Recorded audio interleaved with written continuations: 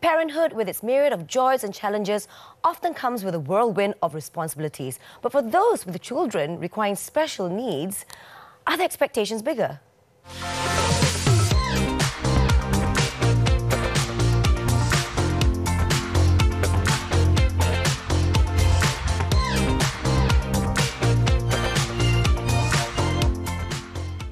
Hello everyone and welcome to another episode of Women Talk Season 4 with me, your host, Sazzy Falak. Today is going to be a very interesting day because we're going to be talking about a topic that has piqued my interest very much, actually practically my whole life, especially since I became a mother, well, to be honest. And you know, it's a topic that a lot of people have been waiting for because it's only recently that the topic garnered much interest, and this is because of the advocacy showcase by our guests who are here to share their personal stories and experience and insights. We've got three amazing guests with me. I've got Zarina Zainuddin, who is a mother and a celebrity, and we've got her son, Azal. So, Kak Zarina, you have your twin sons, Azal dengan Azil, yang berada dalam spektrum autism. Yeah. Right? And then we also have Rahim Matun Abdul Syukur, who's a creative director of Motherhood. And you know what? Let's start with you, Matun. What is Motherhood? What does Motherhood offers? Hi, Motherhood is actually in a digital publications, a platform that we are an aggregator of every knowledge tool that will help parents in their parenting journey. Yes. So we have from before birth and during pregnancy and right after birth. Yeah. So basically what we want to do is that to help parents raise healthy babies and happy children. And happy children. And obviously you do cover for those parents who are, raising children with special needs as well. Yes. So in Motherhood, what resources does Motherhood offer for parents with such unique experiences? So under our platform, so we divide it into three categories. So of course we have the e-commerce platform. We started as that. So we started as selling baby products, things that parents need for their children. And from there we actually move on to content. So we realize a lot of parents requires educational content, information, knowledge, and a lot of parents are looking for knowledge that are not Googleable. Yes. That you cannot Google. Yes, but when you guys 12 years ago? We just started 8 years ago. So when we started, a lot of parents they were engaging on the platform and sending us questions, and we have I think about 8 to 10 mom writers, dad writers that contributed to our articles and program content. Yeah. So it has been that one of the features. Okay. And this year we actually launched our super app, whereby in the app has tools that helps parents in their parenting journey. Okay. What about parents with, who are raising children with special needs? I heard that you've worked with Zarina before. Yes, actually I'm so excited to see Kak Zarina and Azal actually. Yeah. Because this is one of the things that we do. We work with parents, celebrity parents, because we wanted to actually educate parents out there about parents like Kak Zarina and how Kak Zarina and her family actually taking care of special needs kids. I think coming from a parent macam Kak Zarina, it's very important, that point of view, something that I would never be able to. But from your point of view, it's such a beautiful story. But back in 2019 when Kak Zarina shared, and a lot of parents actually commented and say it has helped them. Dia make it like it's not a taboo. Bukan satu yang malu untuk dicakapkan. I think it helps for parents because they don't feel alone. Sometimes in this journey of parenthood, when it comes to handling a bunch of things. Lagi-lagi with parents young, that have children that require special attention. It can be a very lonesome journey. Okay, I nak pergi ke Kak Zarina. First of all, Kak Zarina memang Masya Allah, I rasa you ada seorang yang memang penyabar. And I love watching your stories on Instagram about how you raise both your boys. And banyak kali juga I jumpa you dengan Azal keluar. Boleh tak cerita sedikit lah, macam sedikit sebanyak tentang first time masa Kak Zarina baru lahirkan Azil dengan Azal, did you have any information as to kenapa dia macam tu? Apakah challenges yang Kak Zarina face masa zaman tu, masa baru melahirkan Azil dengan Azal? Actually, Azil dengan Azal dia lahir tak cukup bulan. Oh, dia premature. Lahir 8 months. Okay. Dia lahir, and then dia duduk dalam incubator. Dan kita itu dah susah. Dengan lampu kan. Ya. And then breastfeeding bagi dia ni kan Tapi bila dah after 3 months dia membesar macam budak lain juga. Comel je kan. Kecil je. Masa kecil kita tak nampak perubahan apa-apa sangat. Cuma bila tahu dia just masa umur 1.5 tahun tu baru kita kenapa Azal boleh cakap, Azil tak boleh cakap. Azal boleh cakap sikit-sikit. Dah boleh cakap sikit-sikit. Macam dia dulu kan lagu Backstreet Boy tu dia Backstreet's back. Alright. Dia pun joget lah semua kan. So nanti Azal kena buat tak adalah main je. Okey. So nampaklah dalam dia development there was something. Bila dah 3 tahun baru I hantar dia pergi HUKM. So jumpa doktor pakar, doktor diagnose dia autism. Masa tu kita pun tak tahu apa itu autism. Kan sebab masa tu mana ada zaman Google, mana ada apa, kita pun mak-mak yang macam kurang informasi tentang apa itu. Ini penyakit ke apa zaman sekarang. Betul. Lepas tu bila kita jumpa doktor kata ada masalah pemahaman dia. Dia susah nak faham cara kita. Kita kena ajar dia slow-slow. So I pun masa dia orang kecil dari satu Kuala Lumpur ni, insya-Allah Kuala Lumpur, Kelang semua I dah pusing dah. Dari sekolah sana, sekolah sini. Saya pusing-pusing semua sekolah dah hantar dah. Tak ada sekolah yang betul-betul sesuai dengan dia. Kat sini macam ni, kat sini macam ni. Bila dia masuk sekolah, I hantar nasum juga, hantar juga. Tapi bila dia sampung dengan budak-budak ni, dia pula ketuk. Dia buat satu habit baru, dia ketuk gigi dia dengan pembaras, patah gigi dia. Allah. Okey. So bila kat sini macam ni pula. Sampai I hantar di sekolah untuk budak pekak dan bisu. Cikgu cakap this is not the right school lah for him. And then I pun tak tahu nak hantar mana. Last kita dapat satu sekolah dekat Badar Sunway. Sekolah tu ada special needs, budak-budak yang ni kan. Masa zaman tu, the word autism, obviously now it's a very familiar word kan. So sekarang parents dah more aware. Tetapi masa 27 years ago, you know, I don't think people in Malaysia were very familiar with the word autism. So nak mendapatkan pertolongan pun susah, you know. So dia susah nak belajar. Pemahaman dia susah. Kita pun nak ajar dia pun susah sebab macam Azal masa umur dia start umur berapa tahun Azal pergi tu belajar speech therapy dekat hospital mana? Pantai Medical Center. Ingat. Dia belajar dengan flashcard kan. Azal boleh belajar dengan flashcard tapi Azil dia ambil dia campak. Dia tak boleh belajar. Sebab saya dengar Azil dia non-verbal. Dulu Azal dia ikut apa kita cakap. Macam budak-budak lah. Ibu nak pergi kedai. Ibu nak pergi kedai. Saya ibu, bukan awak. Saya ibu, bukan awak. Alamak, macam mana ni? Dia repeat. Dia repeat balik apa yang tak apalah dia repeat. Tapi lama-lama dia pun macam pelik. Kenapa ibu tak kasi cakap macam ibu? Dan bila I hantar speech therapy, baru dia faham. But we're going to go for a short break first and we'll be right back after this. Don't go anywhere, guys.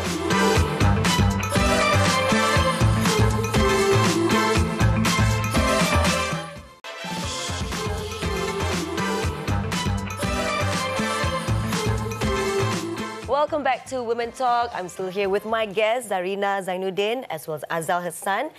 And Tonton, we're talking about raising children with special needs. Aunty nak pergi ke Azal dulu. So, Aunty dengar, Azal pandai jaga adik you. Bukan adik, abang kan? Azil. Yes. You sayang tak Azil? Sayang. Sayang sangat. Macam mana Azal jaga Azil selalunya, tiap-tiap hari dalam kehidupan seharian? Masa pegang tangan, pergi ke shopping kompleks. Oh, iya ke? So, you tolong make sure dia tak lari lah? Tapi memang I nampak tau Kak Zarina kat dalam social media, Kak Zarina, you pandai membina hubungan yang positif antara Azal dengan Azil. Macam mana? How did you start doing that? Apakah tips-tips yang you boleh share kepada ibu bapa di luar sana yang mungkin melalui pengalaman yang sama macam dengan Kak Zarina? I bagi tahu kat dia, itu abang. Abang Azal. Azal sayang abang kan? Kita kena sayang adik-adik kita. Sayang abang kan? Sayang. Okey, kena pegang tangan abang. Takut nanti dia melintas, takut nanti ni dia pegang tangan. Tu abang dah lari pergi kerja abang, pegang tangan dia. So dia pegang tangan. So kita dah ajar dia. So abang pun kita ajar dia. Tapi abang walaupun tak boleh cakap, tapi dia faham. Dia pun macam abang-abang juga tau. Dia tutup tingkap, tutup lansir, buka lampu, tutup tingkap. Macam dah petang dia tutup semua. Macam tu. Dia faham, cuma dia tak boleh cakap. Cakap ambil tu, kadang-kadang cakap ambil beg ibu kat atas, dia macam dia nak pergi kedai kan. Saya kat bawah, saya tengah masak tidur, dia nak pergi kedai. Saya cakap, dia nak pergi beli sup khabar dia. And then saya cakap, pergi ambil beg ibu kat atas. Dia bawa beg yang betul-betul exactly beg yang saya dah pakai tu. Pandai. Okay. Dia faham. Then you ada 2 other sons as well, kan? So macam mana you memupuk? Like, I mean, yang itu, yang macam Naim dengan Adam, mula-mula susah sikit. Macam mana susah? Sikit penerimaan diorang sebab dia orang tengok sebab I close dengan yang anak yang special ni. So dia cakap jangan manja-manjakan sangat ibu. Sebab dia pukul-pukul ibu, biarkan je. Tapi sekarang okey, alhamdulillah. Sejak kebelakangan ni alhamdulillah dah setahun 2 ni dia dah terima keadaan abang ni tu. Mula-mula jiwa dia memberontaklah, jiwa remaja. Masa bila ni? Masa umur diorang berapa? Masa dia baru nak naik remaja macam 13. Diorang pun protektif lah dengan ibu. So dia rasa macam apa ni kan? Tapi macam mana Kak Zarina membuat mereka lagi memahami keadaan Azil tu, utamanya dengan Azal? Dia bila ada sekali tu dia tengok keadaan, tengok kan keadaan Azil kena sawan kan. Dia punya risau, dia punya nangis, dia punya siapa adik-adik ni lah. Adik-adik dia. Dia tahu abang dia kan. So kat situ I rasa macam oh my God, alhamdulillah dia sayang abang dia sebenarnya kan. Cuma dia tak boleh nak express kan. Kadang-kadang dia ada macam rasa macam ego dia ego dia macam rasa tak kena kasih sayang sebab ibu memanglah kena nak fokus sikit lebih pada now abang-abang. I nampak dia jaga elok-elok dan bawa abang pergi kedai. Cakap kalau setiap kali I keluar macam pergi menjaga Singapura kan, bawa Azal kan, so akan tinggalkan duit untuk Azil pergi kedai semua kan. So Naim tu dia akan ambil tugas hantar pergi kedai apa semua. Bagus. Itulah, alhamdulillah lah. Jaga makan semua. Matun, I mean, I was just thinking about Kak Zarina, right? Zaman tu, when during that time, they didn't have access to all this information to help medical, like professionals and stuff like that. So for parents here, I mean, it can be very tough navigating through all the list of like different medical expertise and all sorts. What would your advice to them be? It is very tough. Even when we first started the platform back then, 8 years ago, information was very scattered. So what we did was that that's the issue. Because it's like, where do I look for the proper information? The right expert for it. So what we did, we created programs. We created program called Ask Me Doctor. So we have panels of doctors that can talk about special needs children, the kind of neurodiversity, neurodivergence, neurological issues, and all other things that related to medical. So we have this program called Ask Me Doctor. So parents can send in questions to us on our social media, on our platform.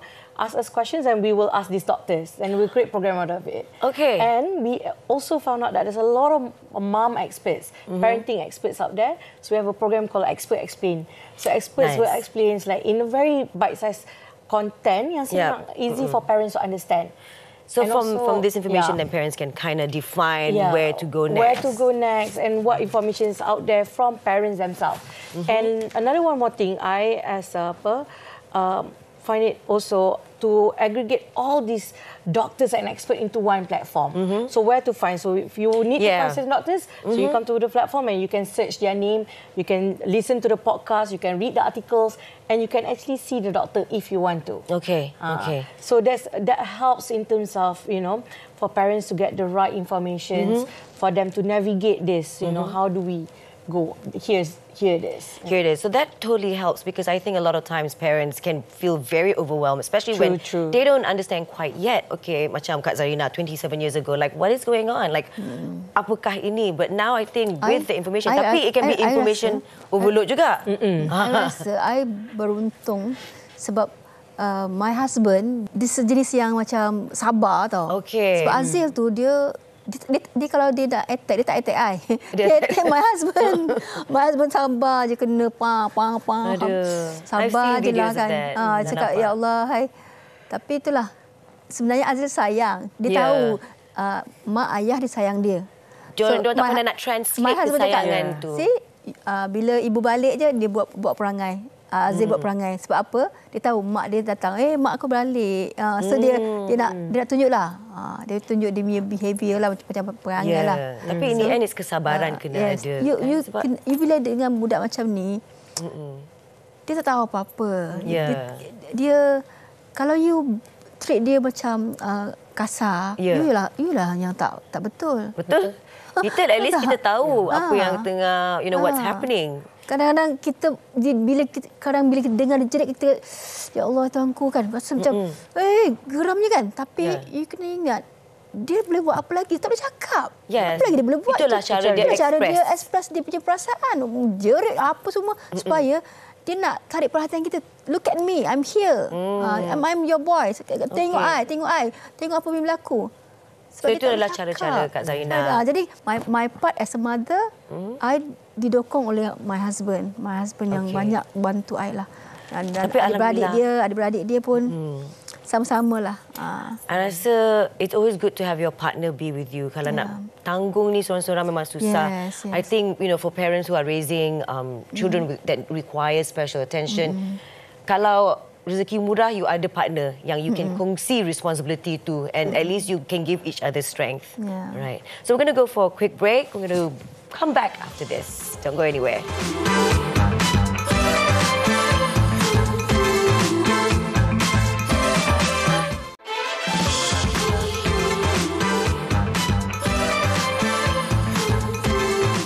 Welcome back to Women Talk. Now, when it comes to raising children that require special attention, obviously we do have to think about the future, and it can be very daunting because what do we do? How do parents do it?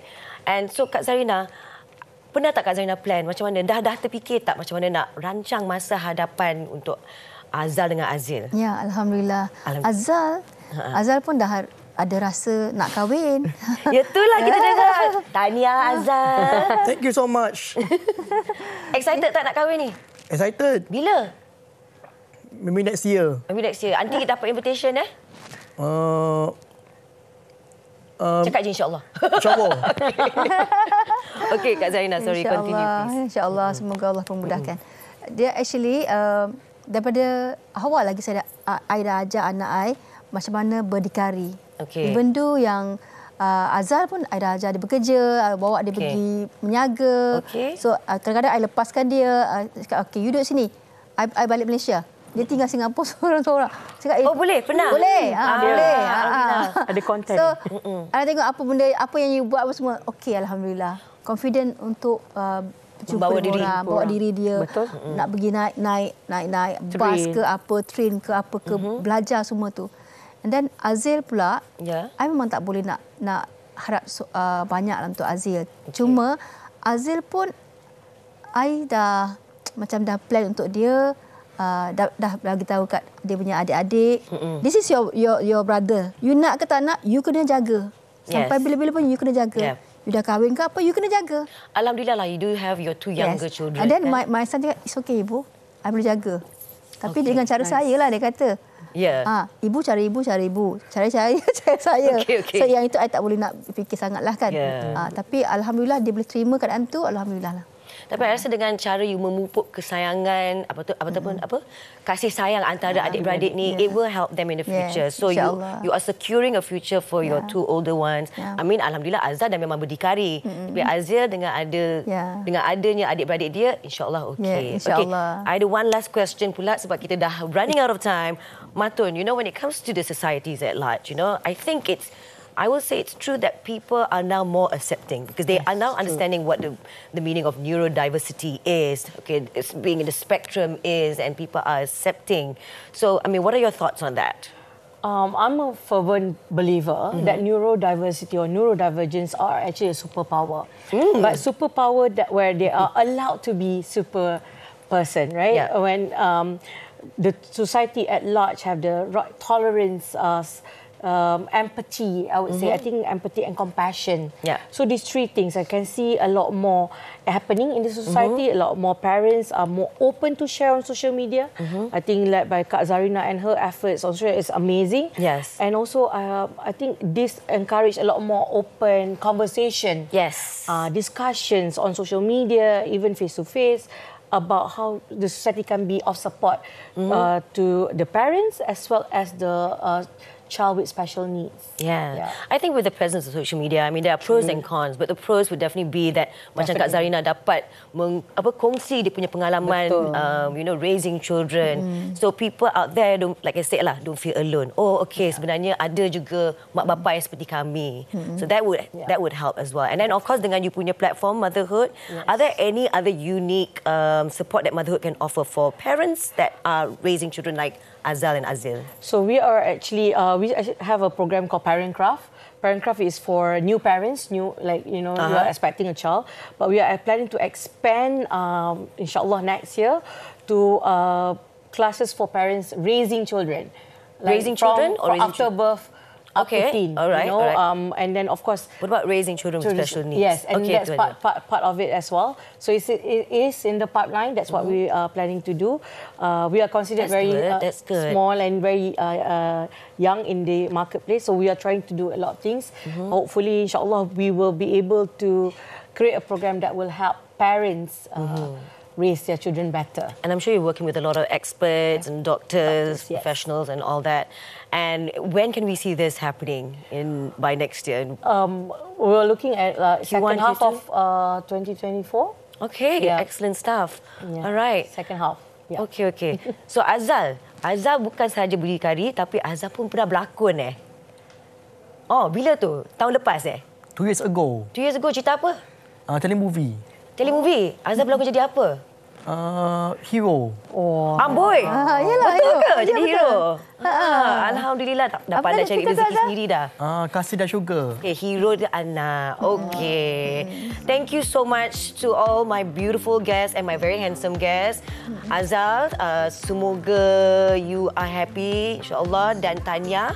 And thank you Kak Zarina, and thank you so much Matun for being with me. And thank you to my lovely audience for staying on with us and for watching the show. Don't forget to send some love on our Instagram account, which is Women Talk TV3. See you guys next week.